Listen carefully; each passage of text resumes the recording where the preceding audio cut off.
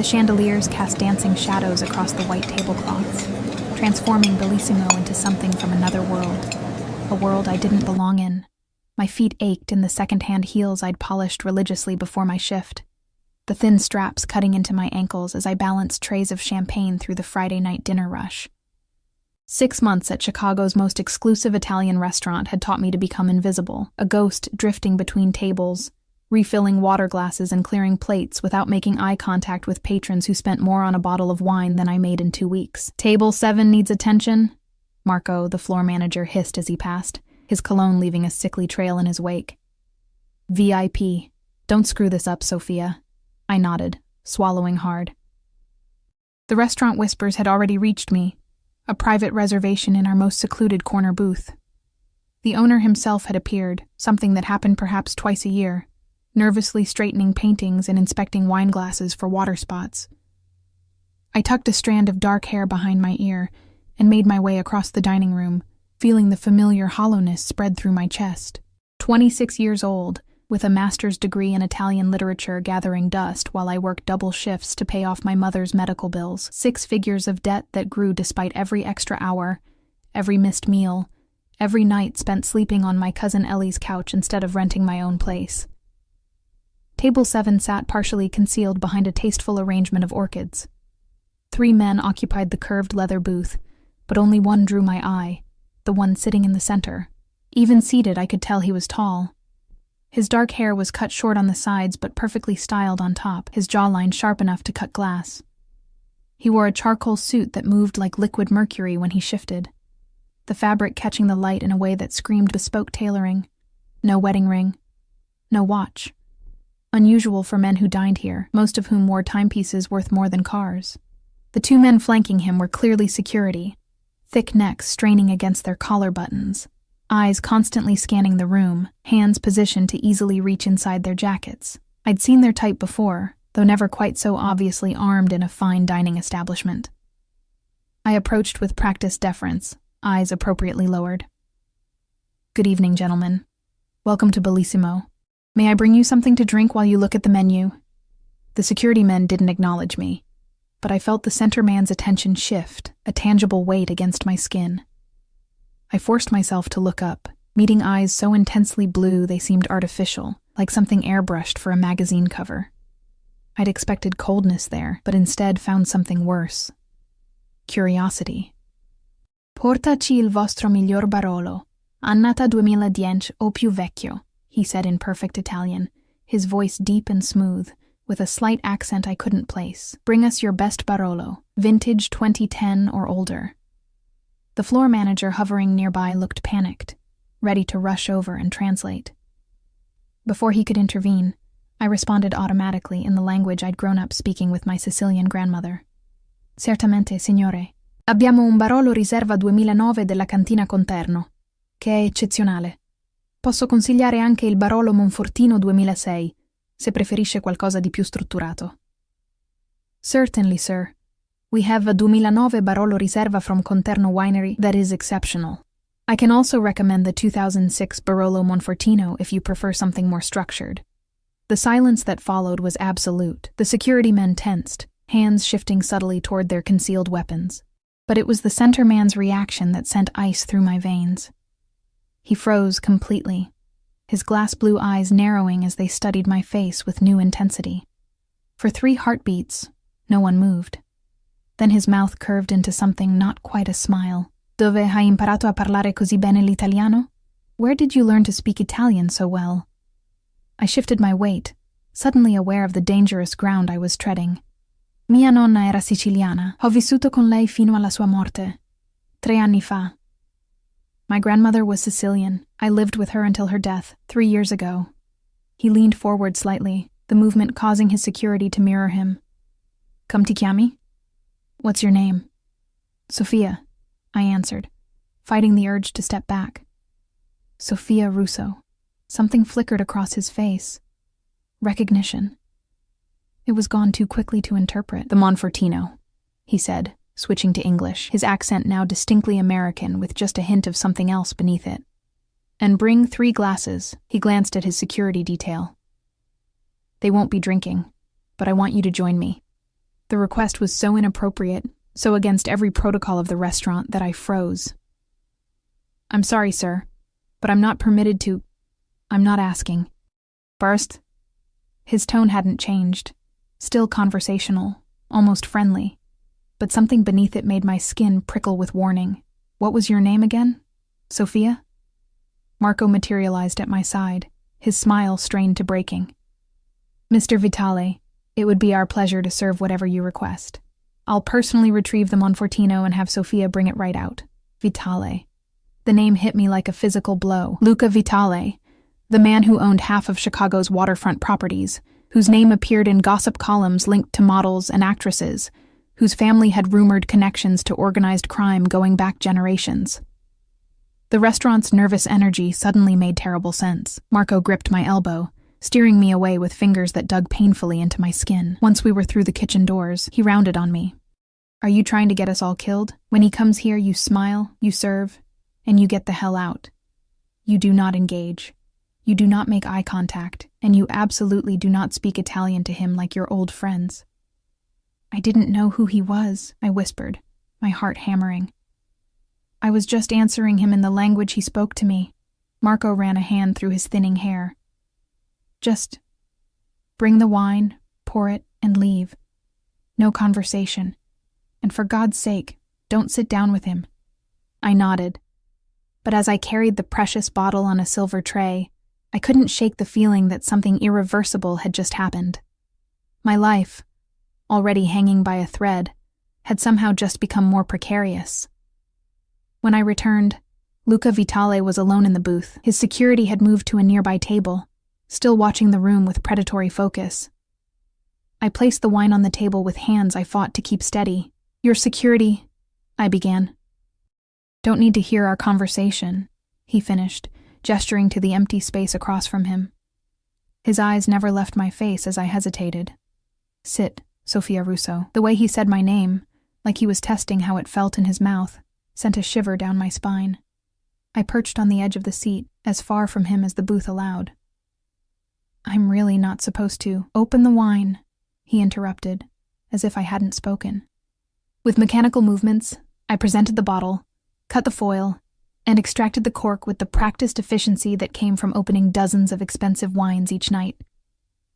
My hands betrayed me only once, a slight tremor as I poured a small amount into his glass for tasting. He didn't look at the wine. Instead, he watched my face, studying me with an intensity that made my cheeks burn. "Tell me about your grandmother." "My grandmother?" I echoed stupidly. "The Sicilian one."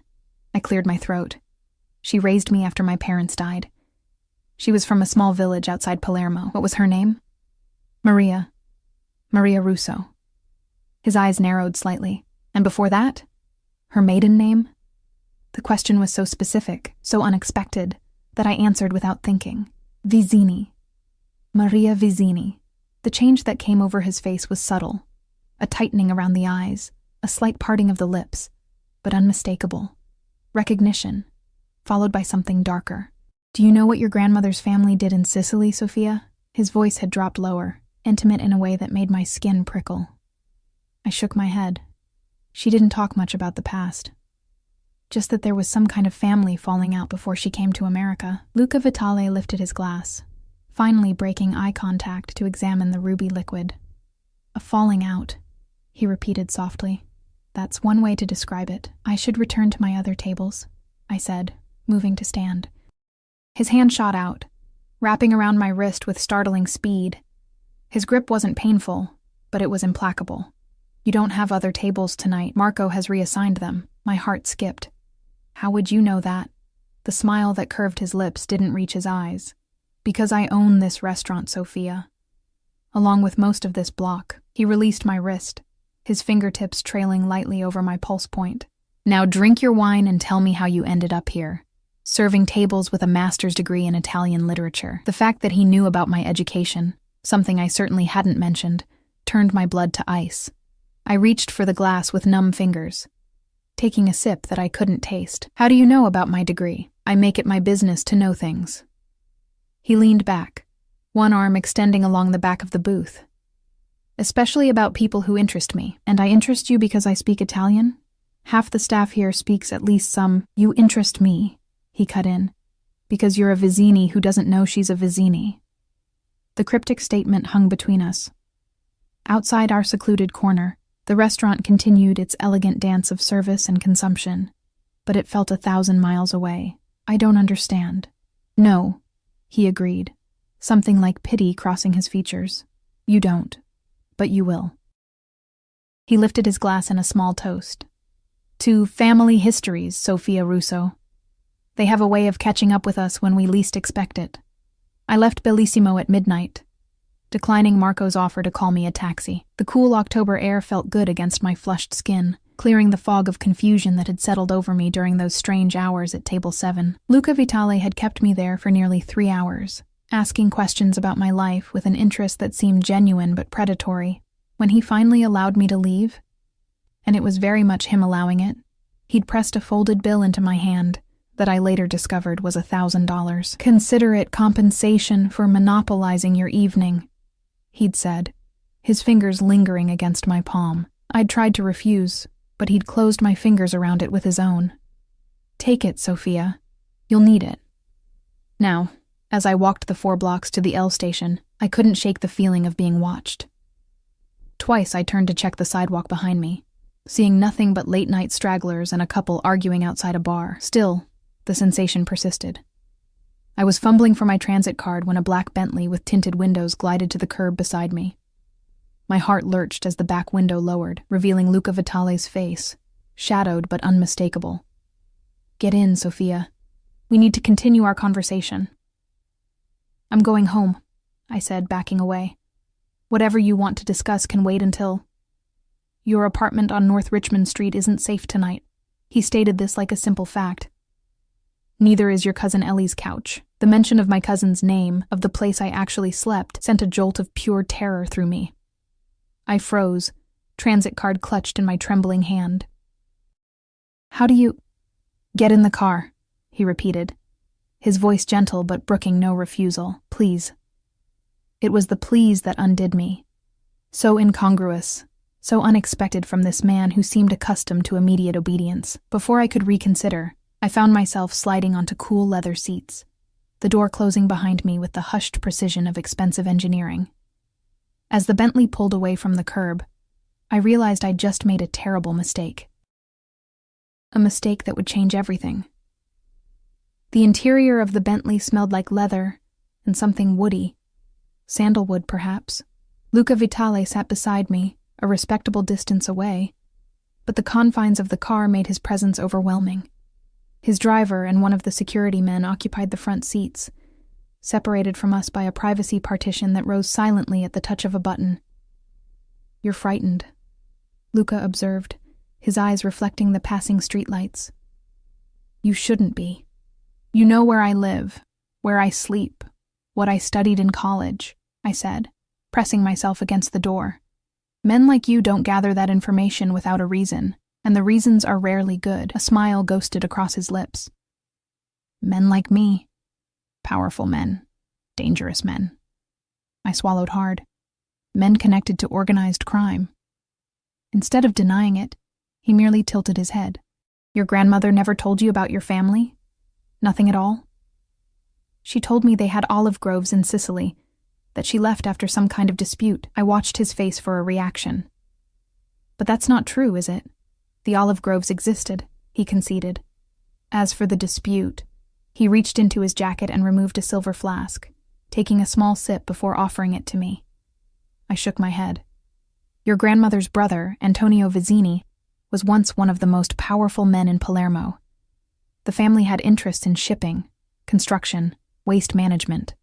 The euphemisms weren't lost on me. They were Mafia. They were businessmen who operated outside conventional regulations. He corrected smoothly. Your grandmother was Antonio's younger sister, his favorite sibling. When she fell in love with Carlo Russo, a policeman investigating the family, Antonio considered it a betrayal. In his world, there were lines you didn't cross. My head spun. My grandfather was a policeman, an undercover detective. He'd infiltrated the Vizzini operation, gathered evidence, won Maria's trust and affection. Whether he truly loved her remains debated.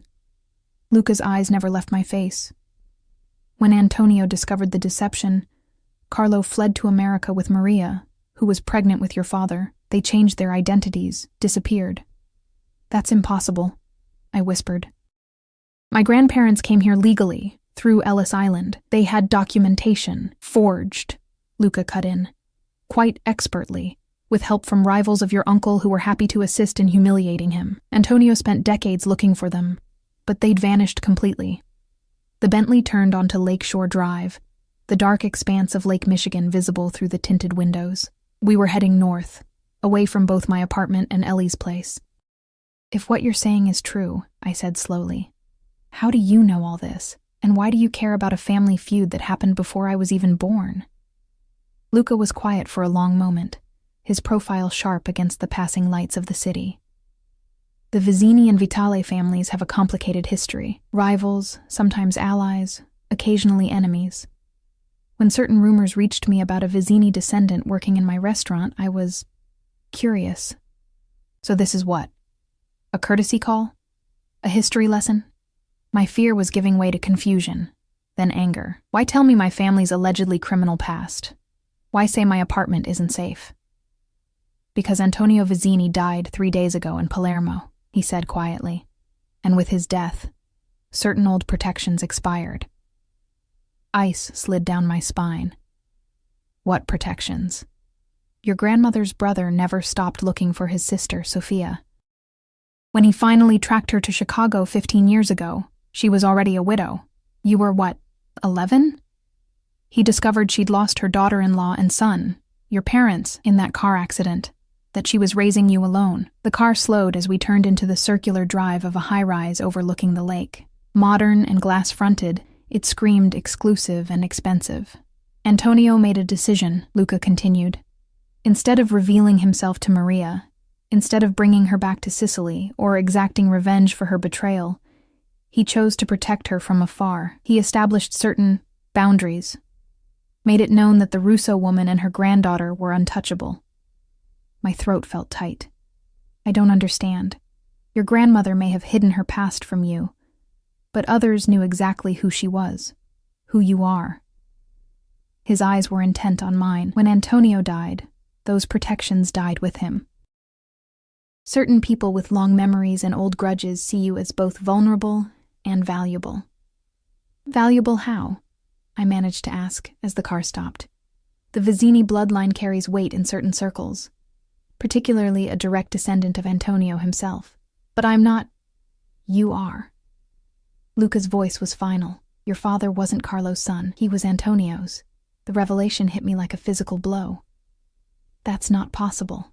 Maria and Antonio were always unusually close. When she fled with Carlo, she was carrying her brother's child, a final betrayal Carlo allowed to protect her. The timing of her pregnancy confirms it. My stomach churned with nausea. You're lying. I have no reason to lie, Sophia. His voice had softened. This is your heritage, ugly as some parts may be. The driver opened my door, letting in a rush of cold lake air. I stepped out automatically, finding myself in a private underground garage. Sleek vehicles lined the walls. A Maserati, 2 Ferraris, another Bentley. Where are we?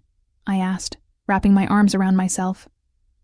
My residence, Luca said, emerging from the car behind me. You'll stay here tonight. I'm not staying with you, I said, backing away. I don't know you. You know me better than you think. He nodded to his security, who retreated to a discreet distance. And you're staying because there's a team of Calabrian enforcers watching your apartment right now. 3 more are at your cousin Ellie's place in Wicker Park. Fear gripped me again, sharper this time. Ellie is fine, he assured me. My people are watching their people. No one will move against your cousin as long as they think you might return there. The elevator required both a key card and a fingerprint. As we ascended, I pressed myself into the corner furthest from Luca, mind racing. Why are you helping me? I finally asked. If there's some Mafia blood feud, what do you care? Luca's eyes met mine in the mirrored wall. Your uncle and my father had an arrangement. I'm honoring it. What kind of arrangement? A complicated one. The elevator doors opened directly into a sprawling penthouse apartment, minimalist and elegant, with floor-to-ceiling windows overlooking the lake and city. "You'll take the guest suite tonight. We'll sort out more permanent arrangements tomorrow." "Permanent?" I shook my head. "No. I'm leaving in the morning. I'm going to check on my cousin, pack a bag, and get out of Chicago." Luca moved to a bar cart, pouring amber liquid into 2 crystal tumblers. "Running won't help, Sophia. The people looking for you have resources. International resources." He held out a glass, which I reluctantly accepted. "Your only protection now is association with someone they fear more than they desire revenge, and that's you?" I asked, not bothering to keep the skepticism from my voice. "What makes you so special?" Something dangerous flickered in his eyes. "The Vitale family has spent generations ensuring that question never needs to be asked." He drank, watching me over the rim of his glass. "Your uncle understood that, even if you don't." I set my untouched drink on a side table. "I need to call Ellie, to warn her." "Already taken care of. My people contacted her with a cover story about a gas leak in her building. She's staying with a friend tonight." He gestured down a hallway. "The guest room is the second door on the right. Bathroom is en suite. You'll find everything you need." The dismissal was clear. I took a few steps, then turned back. "What happens tomorrow?" Luca had moved to the window, the city lights casting his profile in sharp relief. "Tomorrow we establish your new position." "My position?" "In my organization, under my protection." His eyes met mine, cool and assessing. "The only question is what that position will be." The implication sent heat rushing to my face. "If you think I'm going to—" "Get some rest, Sophia," he interrupted. "We'll discuss the details in the morning." The guest room was larger than my cousin's entire apartment, decorated in shades of cream and pale blue. The attached bathroom gleamed with marble and chrome. On the bed lay a silk pajama set with the tags still attached. My size exactly. The sight of those pajamas, the presumption that I would stay, that I would wear what he provided, sent a fresh wave of anger through me. I was being managed, handled, controlled by a man I'd met mere hours ago. I checked the bedroom door. No lock. The windows, sealed shut. 40 floors up, it didn't matter anyway. My phone had died hours ago, and I'd left my charger at Ellie's. I was effectively cut off, trapped in this beautiful cage with a man who dealt in threats and cryptic statements about my apparently incestuous family history. I sat on the edge of the bed, finally allowing the tears that had been building all night to fall. My grandmother, the woman who'd taught me to make cannoli and recite Dante, had been living a lie. My entire identity was built on fabrications. A soft knock at the door made me quickly wipe my eyes. I expected Luca, but instead found a middle-aged woman with a kind face and a tray. "Mr. Vitale thought you might be hungry," she said, setting down a plate of pasta and a glass of water. "Thank you," I managed. Do you live here?" She smiled. "I'm Mr. Vitale's housekeeper. I live in the staff quarters downstairs." She glanced behind her, then lowered her voice. "He's not as frightening as he seems at first. Not to those under his protection." After she left, I picked at the pasta. A perfect cacio e pepe that would have been delicious if I'd had any appetite. Eventually, exhaustion overcame fear and confusion. I showered in the marble bathroom, reluctantly put on the silk pajamas, and slid between sheets with a thread count higher than my bank balance. Despite everything, sleep came quickly, dragging me under into uneasy dreams, filled with Sicilian shadows and blue eyes that followed me through unfamiliar streets. I woke to sunlight streaming through windows that had been dark when I fell asleep. Someone had opened the automated blinds remotely. Another reminder that nothing here was under my control. A soft knock preceded the same housekeeper, bearing a tray of coffee and pastries. "Mr. Vitale asked me to tell you there are clothes in the closet. He'll meet you in the dining room when you're ready." She hesitated. "He's been on calls to Sicily since dawn." The closet revealed more evidence of planning. Jeans in my size, sweaters, blouses, even underwear with tags from expensive boutiques. All of it exactly right, a fact that was both impressive and deeply unsettling. I chose the simplest items I could find. Jeans, a cream sweater, flat leather boots. Looking in the mirror, I barely recognized myself. The expensive clothes transformed me from harried waitress to someone who belonged in this penthouse. It was a costume, a disguise that fit too well. I found Luca in a dining room dominated by a table that could seat 20, though only one place was set at the far end from where he sat with a laptop and several phones. He wore a casual charcoal sweater that probably cost more than a month of my rent, making him look younger, less intimidating than the suited figure from last night. The illusion shattered when he looked up, those blue eyes just as intense in daylight. "You slept well?" It wasn't really a question, as well as could be expected after being kidnapped and told my family history is a lie. His mouth quirked. "I didn't kidnap you, Sophia. I offered protection you desperately needed." "Protection from threats I only have your word exist." I took the seat farthest from him. "For all I know, you invented this whole story about my grandmother." "Your suspicion is healthy," he said, closing his laptop. "But unnecessary. Everything I've told you can be verified." He pushed a folder across the table. "Starting with this." Inside were photographs, old, yellowed with age. A young woman who was unmistakably my grandmother, standing beside a handsome, serious-faced man in a Sicilian street. More photos of the same man with other people. At what appeared to be business meetings and social gatherings. "Antonio Vizzini," Luca supplied. "Your grandfather, though he was introduced to the world as your great-uncle." I stared at the man's face, searching for resemblances. The shape of the eyes, perhaps, the set of the jaw. These prove nothing. "Keep looking." Beneath the photos lay newspaper clippings in Italian. My translations were rusty, but I caught phrases. Vizzini Organization, Police Investigation, Carlo Russo, Undercover Detective. The final item was a birth certificate, my father's, with Carlo Russo listed as the father, but with a birth date that made the timeline suspicious if my grandparents had only just arrived in America. "This could all be fabricated," I said, but my voice lacked conviction. "It could," Luca agreed. "But it isn't." He poured coffee from a silver pot. "I understand your reluctance to accept this, Sophia, but time is a luxury we don't have. The men looking for you won't wait for you to come to terms with your ancestry." I wrapped my hands around the coffee cup, welcoming its warmth. "What do they want from me?" "Some want revenge for old betrayals. Others see you as a potential asset, the last Vizzini, useful in reclaiming territory and allegiances in Sicily." He watched me over the rim of his cup. "All of them underestimate what lengths I'll go to in order to keep promises made to your uncle." "What exactly did you promise my uncle?" The word felt foreign on my tongue, connected to a man I'd never known existed until yesterday. Luca set down his cup with deliberate precision. "Antonio saved my father's life during a territorial dispute in the 90s. Years later, when my father was dying, Antonio came to him with a request: ensure his bloodline remained protected, no matter what happened to him. And your father agreed?" My father understood the importance of family, of legacy. Something dark passed over Luca's features. "When I took over after his death, I inherited his obligations, including this one." I pushed away from the table. "Well, now you've warned me.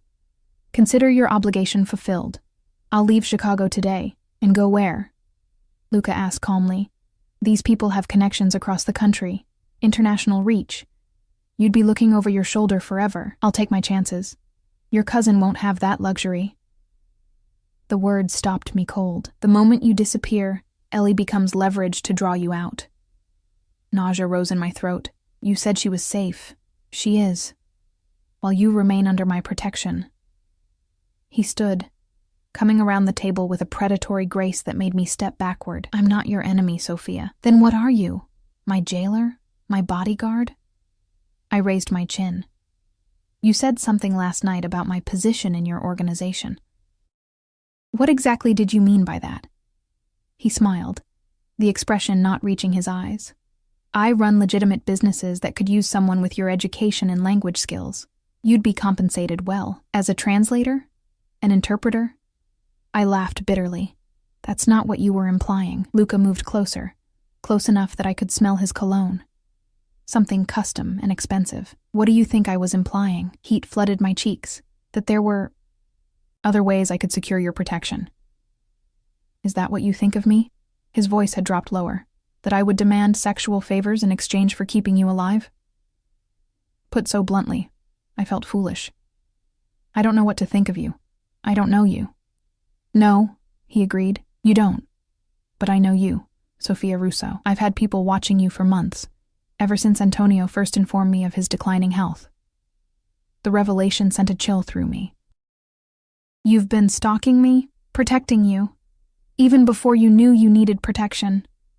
He reached out, tucking a strand of hair behind my ear with a familiarity that made me flinch. You work double shifts to pay your mother's medical bills. You sleep on your cousin's couch to save money. You visit your grandmother's grave every Sunday with white lilies. You read poetry in the park during your lunch breaks. You've been alone for so long, carrying burdens no one should have to carry by themselves. Each detail of my life, recited in his smooth voice, felt like a violation. Stop it. Why? Because it frightens you to be seen? His hand lingered near my face. Or because it frightens you that I'm the one seeing you? I stepped away, putting the dining table between us. What happens if I refuse your protection? If I just walk out that door right now? Luca's expression hardened. I'd have someone follow you, of course, try to keep you alive as long as possible. But eventually, they would find you. The Calabrians aren't known for their mercy, especially toward women they believe have cheated them of what's rightfully theirs. And what about you? I challenged. What do you believe is rightfully yours? Something dangerous flickered in his eyes. I believe in earning loyalty, not demanding it, in protecting what's mine, not exploiting it. I'm not yours. Not yet, he agreed with unsettling confidence. But we both know you have nowhere else to go. A knock at the door interrupted whatever response I might have made. One of Luca's security men entered, murmuring something in rapid Italian that I couldn't quite catch. Luca's expression darkened. When? He demanded. 20 minutes ago. The cousin's building. My heart stuttered. Ellie? What about Ellie? Luca turned to me. Get your coat. We need to move. Now. What's happened? I grabbed his arm, panic rising. You said she was safe. And she will be if we hurry. He gripped my shoulders. Listen carefully, Sophia. Ellie returned to her apartment to get some clothes. My people spotted Calabrians watching the building. We need to extract her before they make a move. The next 20 minutes passed in a blur. The elevator, the garage, the Bentley with its silent, efficient driver. Luca made calls, issued orders in a mixture of English and Italian. His entire demeanor transformed from the almost playful predator of moments before to something cold and lethal. I sat beside him, terror for my cousin eclipsing any fear I might have had of him. If they hurt her, they won't. Luca's voice brooked no argument. They want you, not her. But they'll use her to get to you if given the opportunity. The Bentley glided through Chicago traffic with unnatural ease, as if other vehicles sensed the danger inside and moved aside. As we approached Ellie's neighborhood, Luca handed me a small object, a sapphire pendant on a delicate chain. Put this on. What? Why? It's a tracker, he said bluntly. If we're separated, I need to be able to find you. The idea of being electronically tagged like an animal made me recoil, but the urgency in his voice convinced me. I fastened the necklace with trembling fingers. There's a microphone embedded as well, he added. If you're in danger, say Azure, and the security team will hear you. We turned onto Ellie's street, a row of renovated brownstones popular with young professionals. Luca pointed to a black SUV parked halfway down the block. Calabrians, he said grimly. They've been more efficient than I anticipated. He touched his earpiece. Status on the girl? Whatever he heard made his jaw tighten. Change of plans. He turned to me. Ellie isn't answering her door or her phone. We need to assume they've already made contact. You said they wouldn't hurt her. And they won't, as long as they believe she's useful in getting to you. He reached inside his jacket, removing a sleek handgun that he checked with practiced efficiency. The sight of the weapon made this nightmare suddenly, terribly real. What are you going to do? Get your cousin. Eliminate any threats. He tucked the gun away. Stay in the car until I return. I'm coming with you, I said, reaching for the door handle. Ellie will be terrified. She knows me. Luca caught my wrist, his grip like iron. If you walk into that building, you're giving them exactly what they want. They'll take you both. Then what do we do? Just sit here while... My question was cut short by the ringing of a phone. Not one of Luca's, but mine, which I'd left dead in my purse the night before. Somehow it was now charged. Luca nodded for me to answer, pressing a button on his watch that I suspected might be recording the call. Hello? My voice sounded thin, frightened. Sophia. Ellie's voice, high with panic. Soph, there are men here. They say they're looking for you. They won't let me leave. Ellie, are you hurt? I gripped the phone tighter. Have they touched you? No, but they... Her voice cut off, replaced by a man's, heavily accented. Ms. Russo, a pleasure to finally speak with you. The voice was cultured, almost pleasant. I believe we have a mutual acquaintance in Luca Vitale. Luca's eyes narrowed at the mention of his name. He held out his hand for the phone, but I shook my head. Who is this? I demanded. Someone with a vested interest in your family's legacy. Someone who believes that legacy has been... mismanaged. A pause. I would like to discuss this with you in person. Your cousin will remain our guest until then. If you hurt her, please, Ms. Russo. We are businessmen, not barbarians. The voice hardened slightly, but make no mistake. We will do what is necessary to secure what is rightfully ours. What do you want from me? Come to your cousin's apartment, alone. We will discuss terms. The line went dead. I looked up at Luca, who had heard every word through the car's integrated system. His expression was thunderous. I have to go in there, I said, reaching again for the door. Absolutely not. His tone left no room for argument. The moment you enter that building, you'll both be on a private plane to Calabria. I wouldn't be able to help you then. Then what's your plan? Storm the building? Shoot everyone? I shook my head. Ellie will be caught in the crossfire. Luca was silent for a long moment, his eyes calculating. Finally, he pressed a button, lowering the partition to address his driver. Plan B. Full tactical response. No casualties on our side. The driver nodded, speaking rapidly into a discreet microphone on his lapel. Around us, I became aware of movement. Men emerging from parked cars, others appearing at the corners of the street, all moving with military precision toward Ellie's building. What are they going to do? I whispered. What they're trained to do, Luca replied coldly. Eliminate threats. For 15 agonizing minutes, nothing seemed to happen. Then, sudden movement. The front door of Ellie's building opening, a group of Luca's men escorting my cousin to a waiting car. Behind them, more security personnel emerged, half-dragging 2 men in dark suits.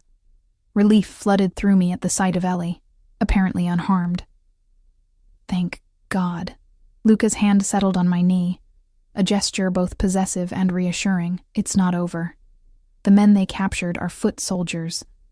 The one who called you, their leader, isn't among them. As if summoned by his words, a sharp crack echoed through the street. A gunshot. Luca reacted instantly, shoving me down into the footwell of the car as the driver accelerated away from the curb, tires screeching. More shots rang out, one hitting the Bentley's window with a dull thud. Bulletproof glass, I realized with detached clarity. Luca had produced his weapon again, speaking rapid commands into his earpiece. Get the girl to the safe house. We've got company. The Bentley careened around a corner, throwing me against Luca's legs. I clutched at the leather seats, terror a living thing in my chest. Ellie is fine. My people have her. Luca pulled me up beside him as the car straightened out, one arm keeping me secure against his side. But we've got a tail, 2 vehicles. Through the rear window, I could see black SUVs in pursuit, gaining on us despite our driver's skill. Who are they? I gasped. The man who called you is named Giancarlo Bianchi. He believes he has a claim to the Vizzini territories through a marriage alliance 2 generations ago. Luca's voice was clinically detached. He's been waiting for Antonio's death for years, planning how to seize control. The Bentley swerved onto Lakeshore Drive, accelerating to dangerous speeds. One of the pursuing vehicles fell back, but the other maintained its distance. He sees you as the key to legitimizing his claim, Luca continued. With the last Vizzini blood under his control, certain old alliances would recognize his authority. Under his control? What does that mean? Luca's eyes met mine, cold as glacier ice. It means he would force you to marry him. Or his son. A political alliance sealed in blood. The barbarism of it, the medieval concept of forced marriage as a power play, left me speechless. This couldn't be real. Such things didn't happen in 21st century America. My people need time to secure a perimeter, Luca said grimly. We need to lose our tail. He leaned forward, speaking to the driver in rapid Italian. The man nodded, making a sharp turn off the main road into a tangle of side streets. The SUV followed, closing the distance. If they catch us, I began. They won't. Luca's arm tightened around me, but if something goes wrong, remember what I told you. Say Azure, and my team will find you. Why are you doing this? I whispered. Risking your life, your men, for someone you barely know. For a moment, something almost tender crossed his features. I told you. I made a promise. It's more than that, I insisted. No one does this for a promise alone. The Bentley screeched around another corner, momentarily losing our pursuit. Luca took advantage of the reprieve, turning fully toward me. Your uncle and I met several times in the last years of his life, he said quietly. He spoke often of the granddaughter he never knew, the last of his bloodline. He showed me photographs, surveillance photos, like the ones I later commissioned. He was proud of you, your resilience, your intelligence. The idea that this unknown man, my biological grandfather, had been watching me from afar, taking pride in my accomplishments, sent a strange pang through my chest. During his final visit to Chicago, Luca continued, Antonio asked to drive past your restaurant. He watched you through the window for nearly an hour. It was the closest he ever allowed himself to get to you. Tears pricked at my eyes, unexpected grief for a connection I'd never known existed. Why didn't he tell me? Why keep the truth hidden all these years? Because he believed you deserved the normal life his sister had sacrificed everything to give you. Luca's voice softened, and because he feared that knowing would put you in exactly the danger you're in now.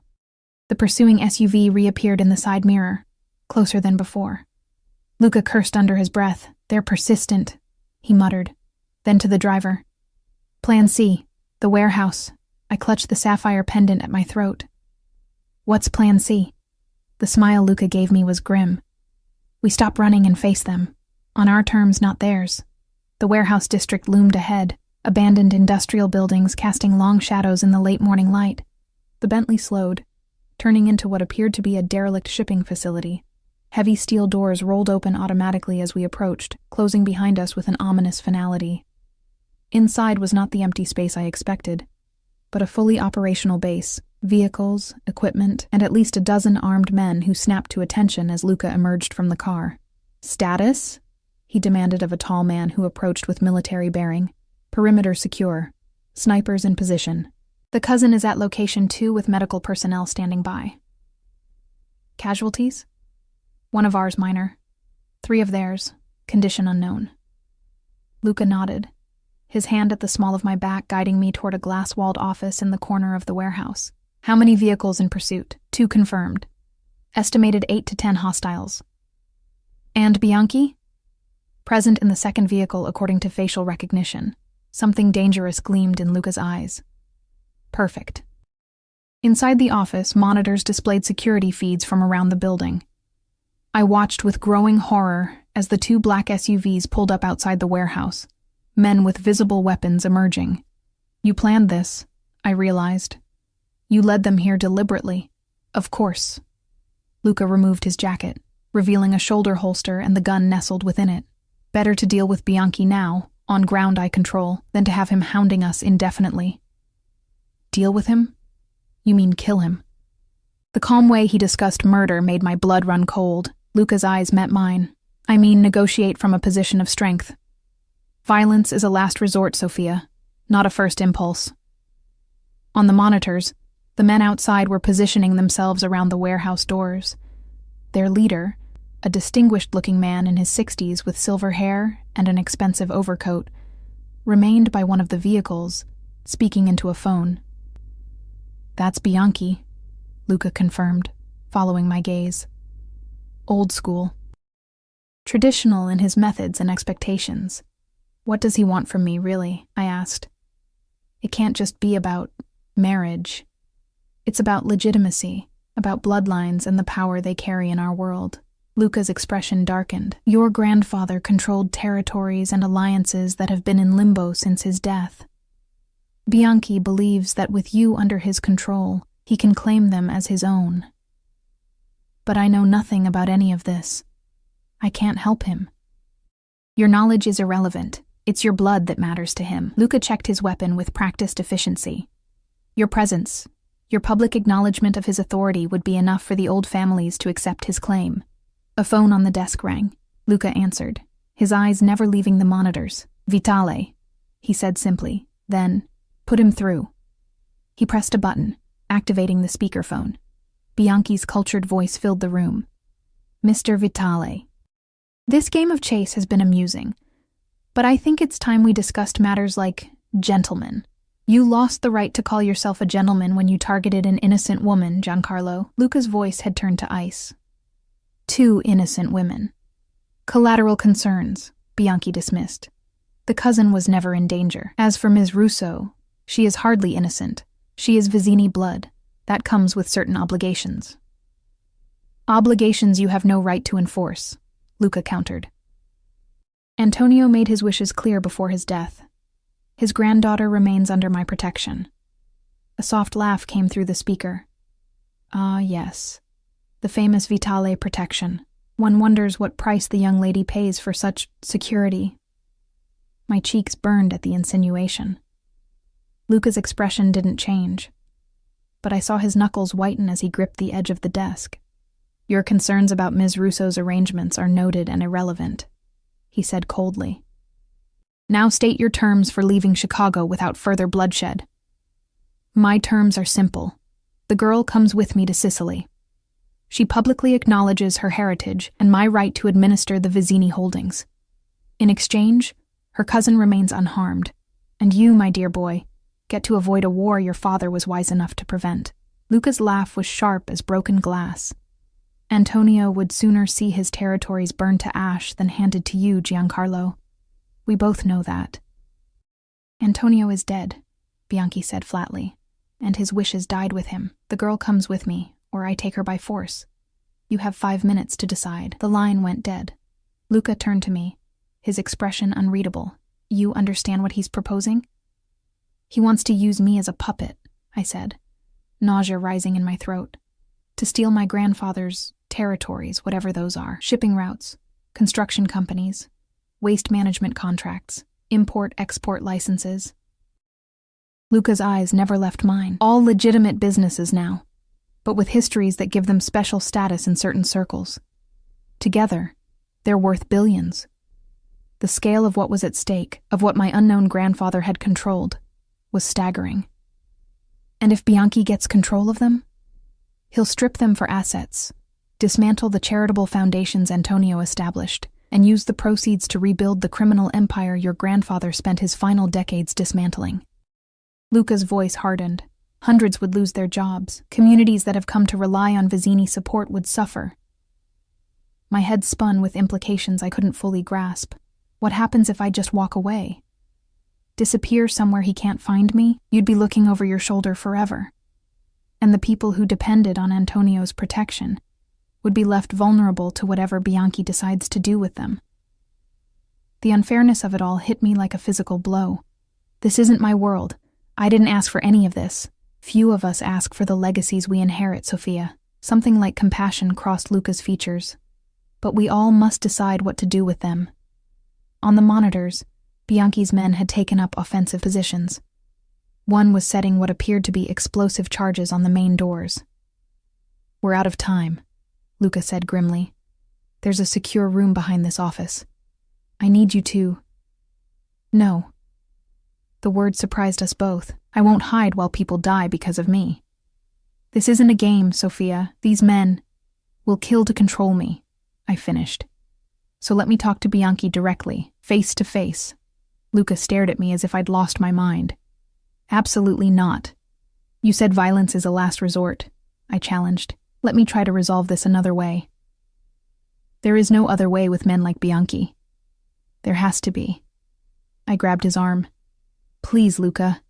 I can't have more blood on my hands. Something shifted in his expression. Respect, perhaps. Or recognition. What exactly are you proposing? A meeting. Here, where your men can protect me. Let me speak to him. Make him understand that I won't be used as his puppet no matter what he does. He won't listen, Luca warned. Men like Bianchi don't accept rejection. Then at least I'll have tried, I insisted. Before people start dying in my name. Luca studied me for a long moment, those blue eyes searching mine for something I couldn't name. Finally, he nodded once. On my terms, he said. You don't leave my side. You wear a vest, and at the first sign of danger, we end the meeting. Relief washed through me. Thank you. His hand caught mine, gripped tight enough to ensure I understood his seriousness. If this goes wrong, it won't, I said with more confidence than I felt. If it goes wrong, he continued, say Azure and run. My men will cover you. 20 minutes later, I stood beside Luca in the center of the warehouse, surrounded by his security team in a protective formation. I wore a lightweight bulletproof vest beneath a loose sweater, cold comfort against the heavily armed men now entering through the main doors. Bianchi came in last, flanked by 2 bodyguards who never strayed from his side. In person, he looked older than on the monitors, his face lined with a lifetime of calculation and cunning. His eyes, sharp and dark, fixed on me immediately. Ms. Russo, he said, his accent more pronounced in person. A pleasure to finally meet Antonio's granddaughter. The resemblance is notable. I said nothing, feeling Luca's steady presence beside me like an anchor in rough seas. Bianchi smiled thinly. You have your grandfather's silence in the face of adversaries. Admirable, if ultimately futile. He glanced at Luca. I am surprised you agreed to this meeting, Vitale. It seems unlike you to take unnecessary risks. Ms. Russo requested the opportunity to address you directly, Luca replied coolly. I respect her enough to grant that request. How gallant. Bianchi's gaze returned to me, assessing. Well then, my dear, what is it you wish to say? I swallowed hard, finding my voice. I want you to understand that I will never help you claim my grandfather's legacy. Not voluntarily, and not by force. A bold statement from someone with so little understanding of the situation. Bianchi stepped closer, though still maintaining a careful distance from Luca's men. Do you imagine this is about choice? About what you want? I know it's about power, I countered. About using me to get what you couldn't take from my grandfather while he was alive. Something dangerous flashed in the older man's eyes. Careful, girl. You speak of matters you don't comprehend. I understand enough, I said, drawing strength from Luca's silent support. I understand that my grandfather chose Luca to protect me and his interests. That choice wasn't random or arbitrary. He must have had reasons to trust the Vitale family over others. Bianchi's laugh was sharp. Antonio was a sentimental old fool in his final years. He made decisions based on outdated notions of honor and obligation. Perhaps, I acknowledged, but they were his decisions to make. His legacy to direct. I straightened my spine, channeling a confidence I didn't entirely feel. And I intend to honor them. Honor? Bianchi sneered. What do you know of honor, girl? You've spent your life ignorant of your true heritage, serving drinks to strangers instead of claiming your birthright. My birthright, I repeated slowly. You mean the empire built by a man I never knew? The power you think I can hand to you with a signature and a public statement? I shook my head. It doesn't work that way, Mr. Bianchi. Not anymore. It works exactly as I say it works, Bianchi snapped, his cultured veneer cracking. The old families will recognize my claim with your support. Without it, they remain loyal to Vitale only because of a dying man's wish. Then perhaps you should consider why my grandfather trusted Luca with that wish, I suggested. Why he believed the Vitale family would protect his interests better than you could. Bianchi's face darkened with fury. Antonio Vizzini was a traitor to our traditions. He spent his final decades dismantling what generations had built, converting our operations into legitimate businesses, donating profits to charities instead of strengthening our position. He evolved. Luca spoke up, his voice deadly calm. He understood that our world was changing, that survival meant adaptation. You never learned that lesson, Giancarlo. Adaptation? You call it adaptation to abandon our ways? To kowtow to authorities and pretend we're ordinary businessmen? Bianchi's disgust was palpable. Your father would be ashamed of what you've become, Vitale. Something dangerous flickered in Luca's eyes, but his voice remained controlled. My father understood what Antonio understood, that our future depends on building something that can last in the light, not clinging to shadows that grow thinner every year.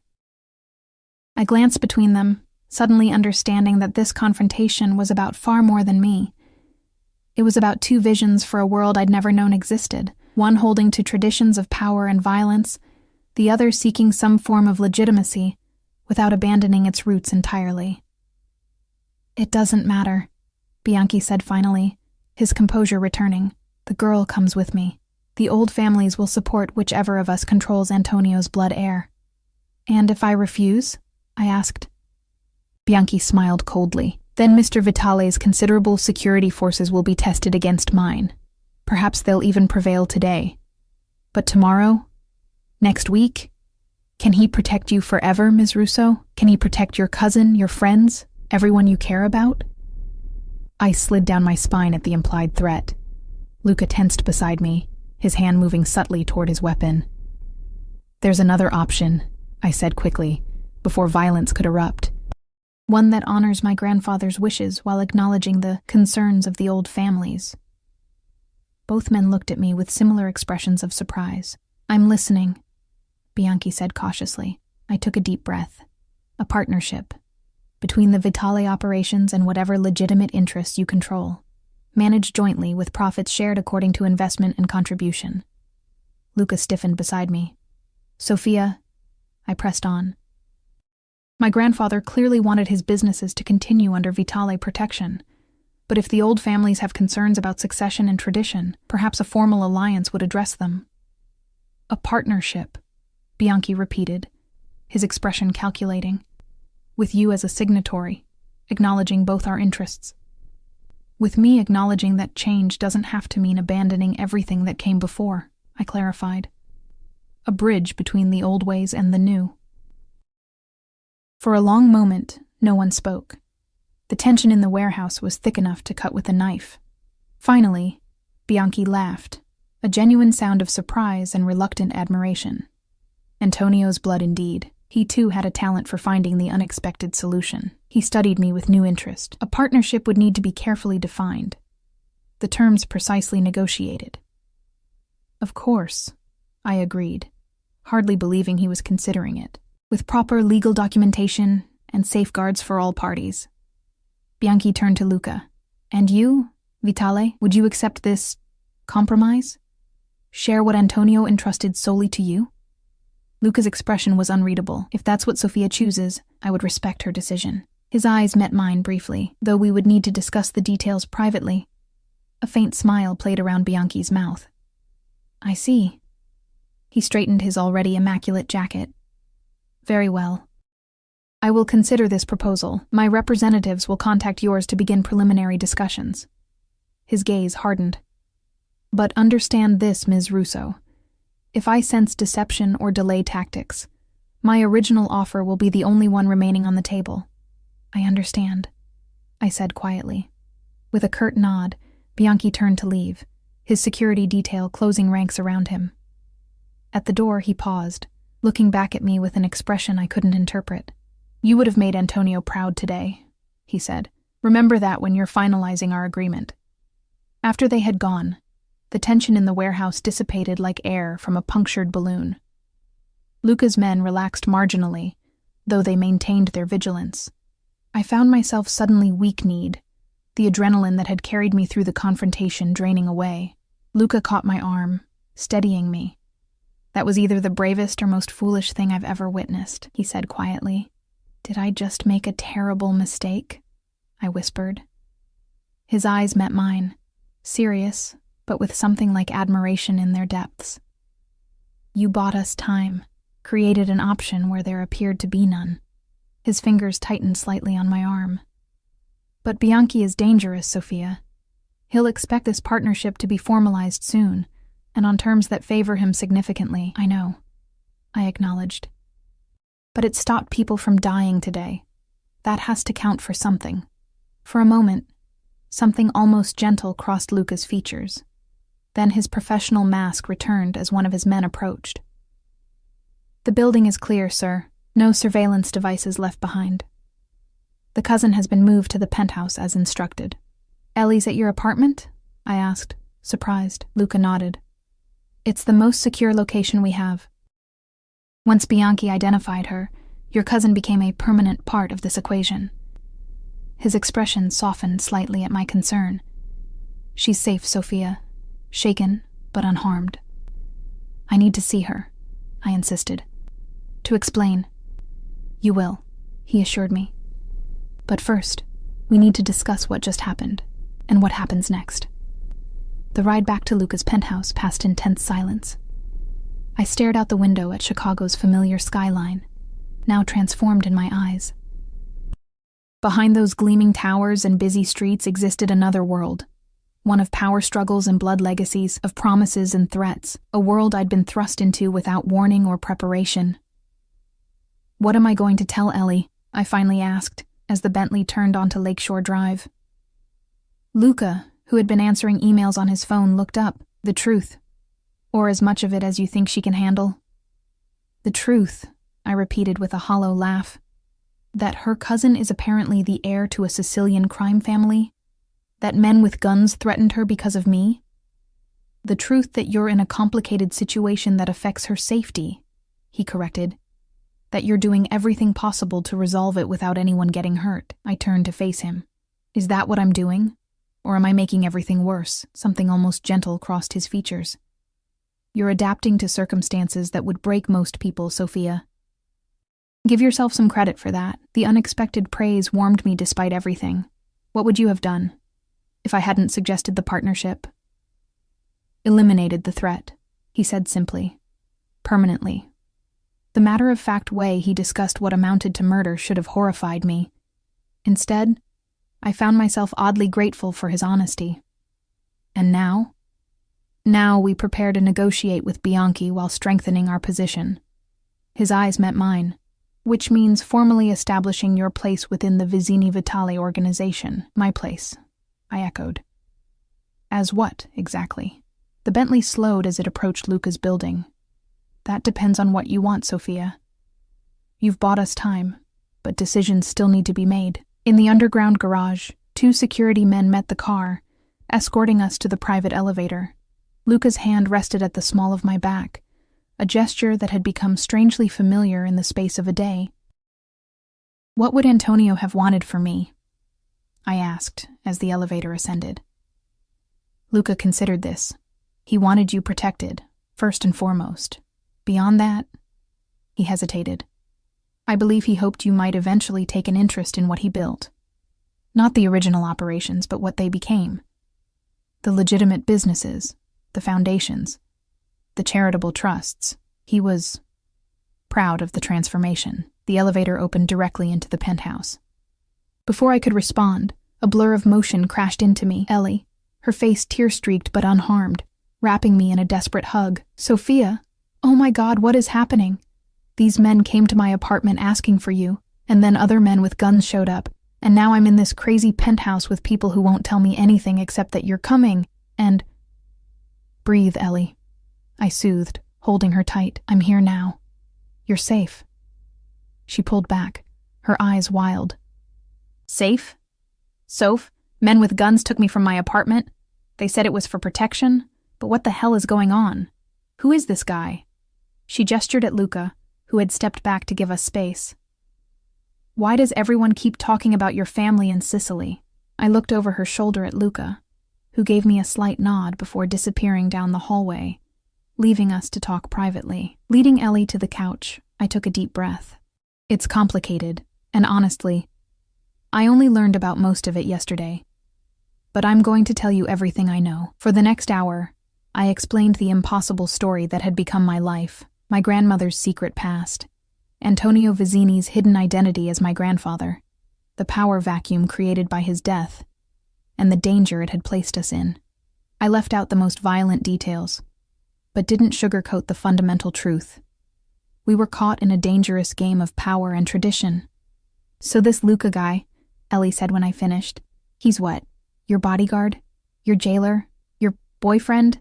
She whispered the last word with wide eyes. Heat rushed to my face.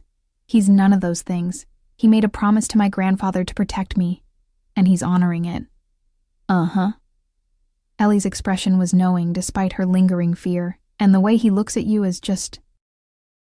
Professional concern? What are you talking about? Soph, the man hasn't taken his eyes off you since you walked in. Even when he's pretending to be busy across the room, he's watching you. I glanced toward the kitchen where Luca stood talking quietly with his security chief, his profile sharp against the afternoon light. As if sensing my gaze, he looked up, our eyes meeting briefly before I turned away. It's not like that, I insisted. He's responsible for me, that's all. Ellie raised an eyebrow. If you say so. But responsibility doesn't usually look like... that. Before I could respond, Luca approached, his expression serious. Sophia, we need to discuss next steps. Bianchi's representatives have already made contact. That was fast, I said, surprised. He's eager to formalize the arrangement before I can change your mind. Luca glanced at Ellie. Perhaps your cousin would like to rest. The guest room is prepared. Ellie stood, her earlier fear giving way to protective indignation. I'm not leaving Sophia alone. She won't be alone, Luca assured her, his tone deliberately gentle. But the conversation we need to have involves legal and financial details that would put you at risk if you were questioned about them later. I squeezed Ellie's hand. It's okay. I'll be fine. We can talk more after. Reluctantly, Ellie allowed one of Luca's staff to lead her to the guest room I had occupied the night before. Once she was gone, Luca guided me to his home office, a sleek space with views of both the lake and the city skyline. Bianchi is moving quickly, he said, gesturing for me to sit in one of 2 leather chairs positioned before a glass desk. His lawyer contacted mine an hour ago with a preliminary proposal. What does he want? I asked, bracing myself. 40% ownership of all Vizzini holdings, board positions in the 3 largest companies, and a formal introduction to the old families with you, publicly acknowledging his role as your advisor and partner. Luca's expression remained neutral, but I sensed his disapproval. And what do you think? I think it's excessive, but not unexpected. He sat across from me, his posture relaxed but alert. The question is what you want, Sophia. What I want? I laughed bitterly. I want my normal life back. I want to not be responsible for billion-dollar enterprises I know nothing about. I want my cousin safe, and this nightmare over. And if those aren't options, he pressed gently. I met his gaze. Then I want to honor my grandfather's wishes, to protect what he built, what he transformed his empire into. I hesitated, and I don't want anyone else hurt because of me. Something like approval flickered in Luca's eyes. Then we counter-offer. 20% ownership for Bianchi, advisory board positions only, and a formal introduction that acknowledges his historical connection to the Vizzini family without granting him any authority over you. Will he accept that? Not initially, Luca admitted, but it gives us room to negotiate while my people finish compiling evidence of his less legitimate operations. Evidence? I echoed.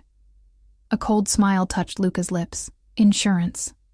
In case Bianchi decides partnership isn't enough after all, the casual way he discussed leverage and threats should have disturbed me. Instead, I found myself oddly comforted by his thoroughness, his readiness to protect what was, apparently, now mine. There's something else we need to discuss, Luca continued, his expression growing more serious. Your official role in the organization. Bianchi will expect it to be clearly defined before any agreement is finalized. I told you, I don't know anything about running businesses, especially ones with complicated histories. You'll learn, he said simply. Antonio left detailed records, and I can guide you through the transition. And if I don't want this responsibility, I challenged. If I want to walk away once Bianchi is dealt with? Luca studied me. Is that what you want, Sophia? To return to serving wine to strangers and sleeping on your cousin's couch? To pretend none of this exists while others manage your inheritance? Put that way, it sounded absurd. Yet the alternative, stepping into a world of power and danger I barely comprehended, seemed equally impossible. What if I'm not cut out for this? I asked quietly. What if I make terrible decisions that hurt people? You won't be alone, Luca said, his voice softening. Unless you want to be. The implication hung between us, heavy with unspoken possibilities. I searched his face, those impossible blue eyes revealing nothing and everything. Why are you really doing this, Luca? It can't just be about a promise to a dying man. For a moment, I thought he wouldn't answer. Then he leaned forward, close enough that I could smell his cologne. When Antonio first approached my father about protecting you, I thought it was sentimental foolishness. Another old man trying to right past wrongs before meeting his maker. His voice dropped lower. Then I saw the surveillance photos. Read the reports about this brilliant, stubborn woman working double shifts to pay off her mother's medical bills, giving up her dreams to honor obligations that would have broken most people. Heat crept up my neck as he continued. I started having my own people watch you. Tell me about your habits, your struggles. I found myself... He paused, seeming to search for the right word. Impressed by your resilience, your loyalty, your complete obliviousness to your own worth. My worth, I repeated, unsure what he meant. Not your bloodline or your inheritance, he clarified. Your character, the way you care for your cousin, the kindness you show to difficult customers, the books of poetry you read on your breaks. The realization that he had been watching me for months, gathering these intimate details of my life, should have terrified me. Instead, I felt strangely seen, truly seen, perhaps for the first time. So, what happens now? I asked, my voice barely above a whisper. Now we negotiate with Bianchi, formalize your position, ensure your safety and your cousin's. Luca's eyes held mine, and perhaps explore what exists between us, beyond obligations and promises. My heart stuttered. And what is that, exactly? Instead of answering, he reached across the desk, his fingers brushing mine in a touch so light it might have been accidental if not for the intent in his gaze. Only what you want it to be, Sophia. His voice had roughened slightly. I protect what's mine, but I don't claim what isn't freely given. Before I could respond, his phone rang. The secure line dedicated to his security team. Luca answered with a curt, Vitale, his expression darkening as he listened. When? He demanded. How many? A pause. Lock down the building. Full protocol. I'll handle it. He ended the call, immediately standing. Bianchi's men have been spotted in the lobby. It seems he's decided to accelerate negotiations.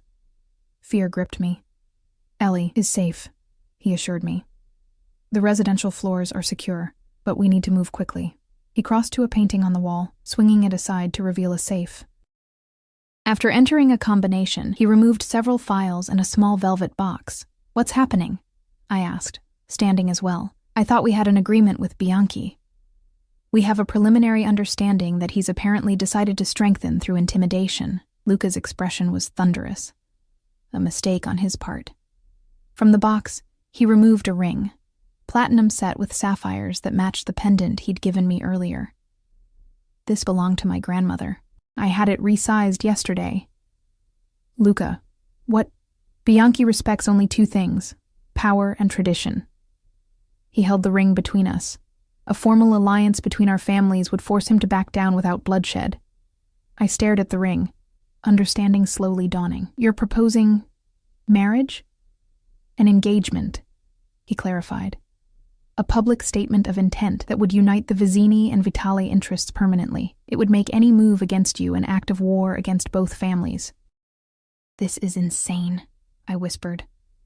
We barely know each other. I know enough, he countered, stepping closer. I know you're brave enough to face a man like Bianchi to protect others. Smart enough to find solutions where there seemed to be none. Strong enough to adapt to a world turned upside down in the space of a day. My head spun with the impossibility of it all. And what do you get out of this arrangement? Something dangerous and possessive flashed in his eyes, everything worth having. Before I could respond, a soft knock at the door preceded the security chief. "Sir, Bianchi is requesting a meeting. He's in the lobby with 6 men. Luca never took his eyes from mine. Tell him Ms. Russo and I will receive him in 30 minutes. Standard security protocols."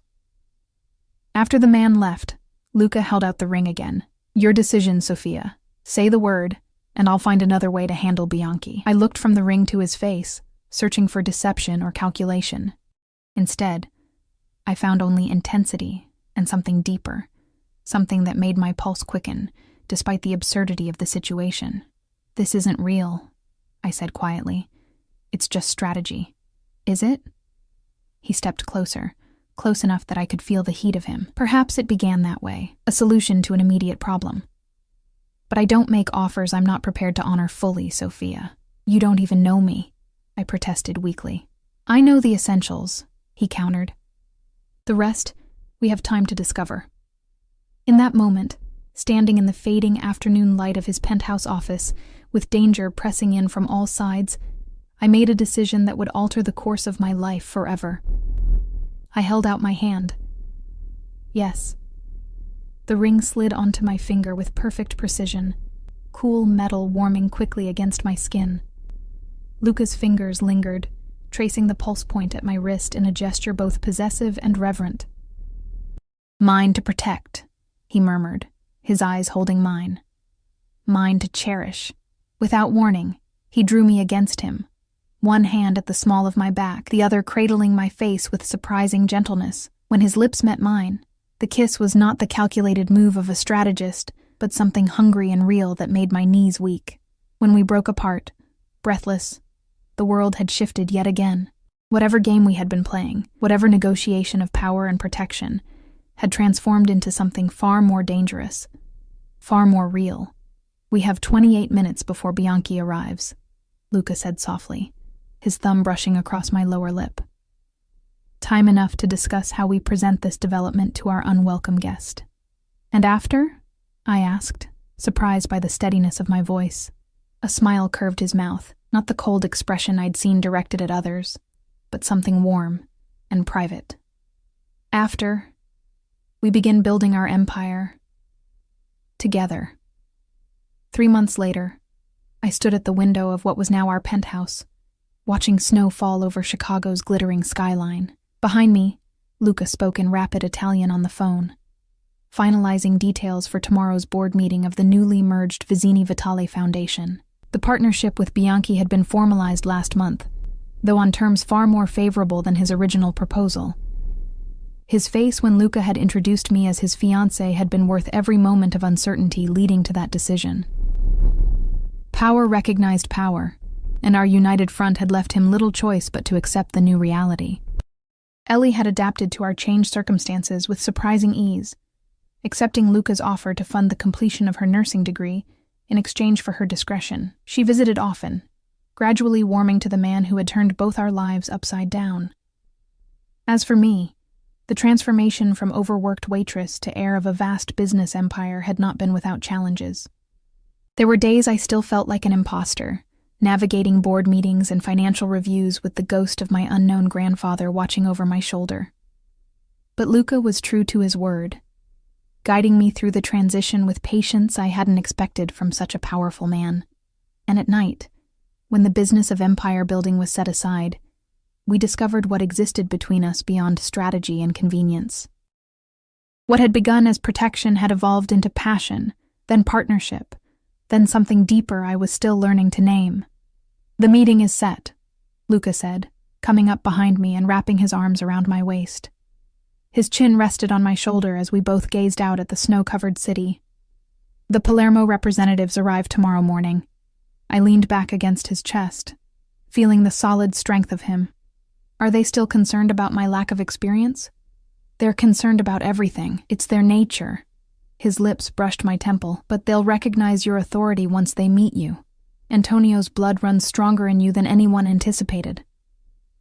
"Sometimes that terrifies me," I admitted. "The idea that I might have inherited more than just his looks or his stubbornness, that somewhere inside me is the capacity to become what he was in his early years."